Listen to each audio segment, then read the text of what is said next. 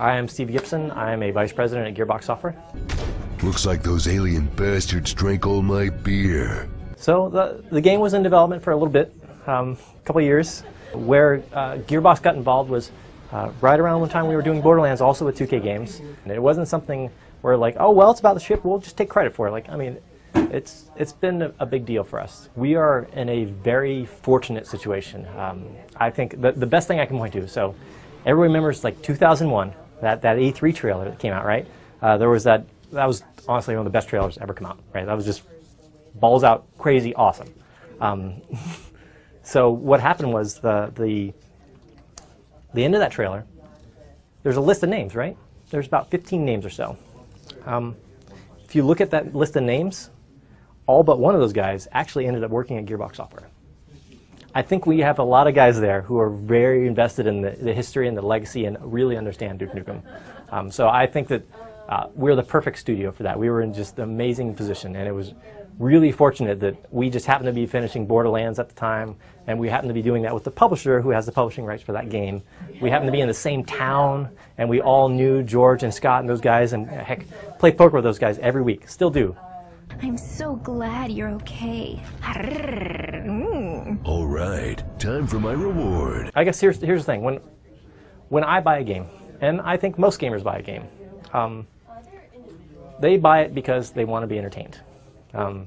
They don't buy it because it has, I don't know, like the most characters that you can play a character class. Like, oh, I'm going to buy a Street Fighter 7 because it has 50 player characters. Like, all they care about, and just about all gamers care about, is am I going to have fun? Am I going to sit there laughing and smiling and talking to my friends about this?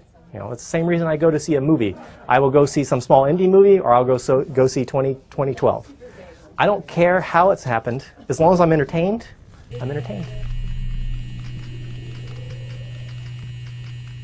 Me, I love that it is not your simple just run around shooting things. I love that there are those cognitive, like, you know, things you need to figure out. There are those moments where you play with that remote control car early on, right? And then you know, about an hour or two later, you see that car again, but this time you see a pad that you can get shrinked on.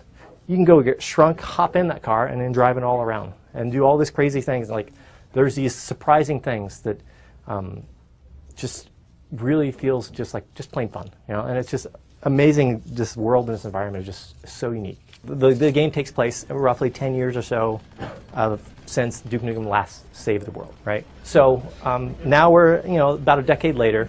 Duke's sitting in his living room playing his own game, and he's like, man, finally, this game's out, right? This better be good. It's taken this while. And what has happened since then is that the world has changed so that, you know, he's buddies with the president now, and he's buddies with, like, he's rich and famous, and he's franchised himself. He's, you know, got Duke's Lady Killer Casino, Duke Burger, Duke's Titty City that we're here in today. The man himself has just become even larger, if you can imagine. And you actually get to experience that even more now, because you get to see these different areas of like how him saving the world has changed this world and how all the world perceives him now. You'll see all his fans screaming and yelling for him, taking pictures, wanting his autograph. I mean, in this game you actually can sign autographs, you know. God, here he comes. Come get some May 6th.